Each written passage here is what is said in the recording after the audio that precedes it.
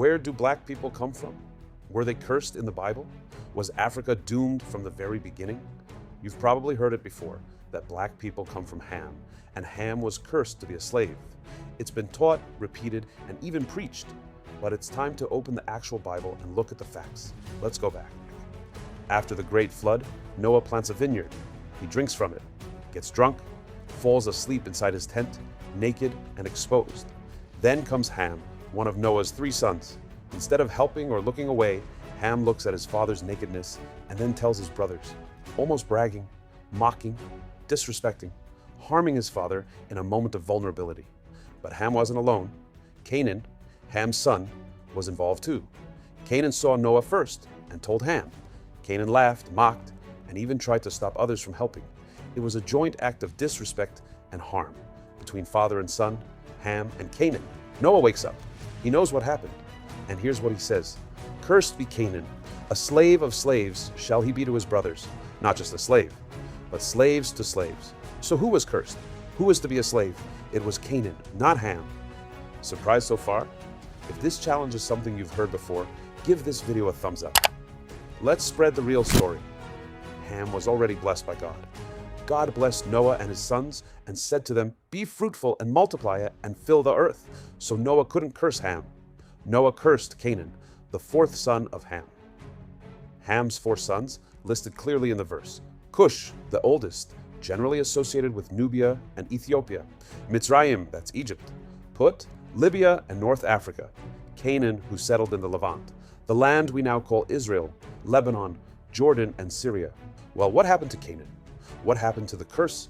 What happened to slaves of slaves? Well, the curse came to pass later in history.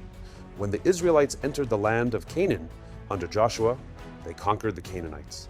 God commanded their removal because of their corruption and idolatry.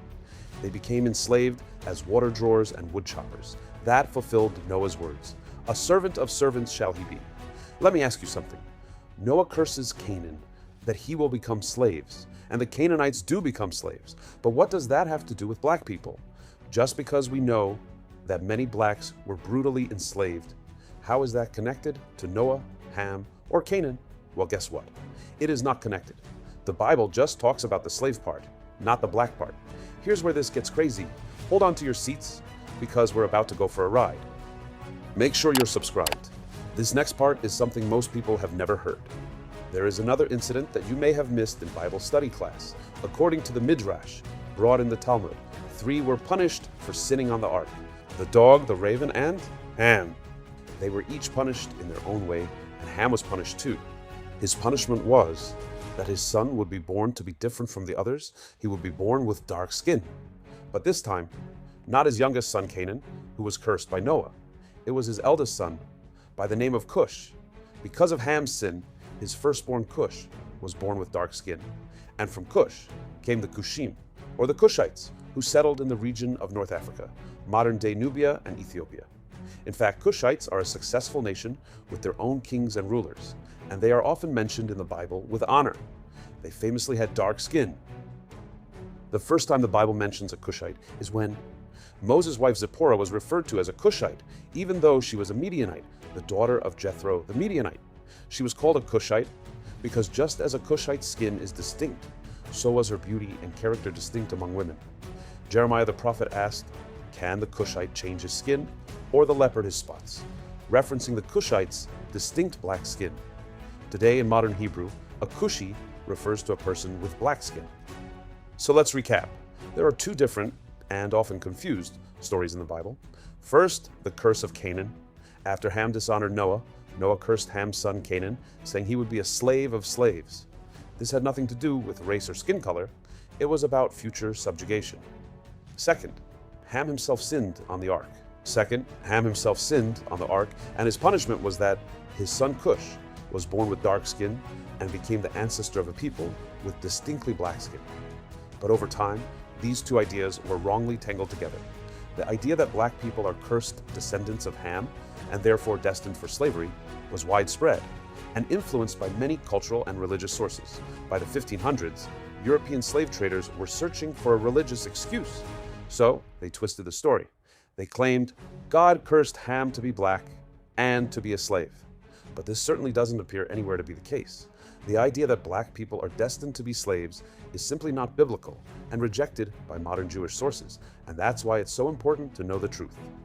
What about the second son, Mitzrayim, Egypt?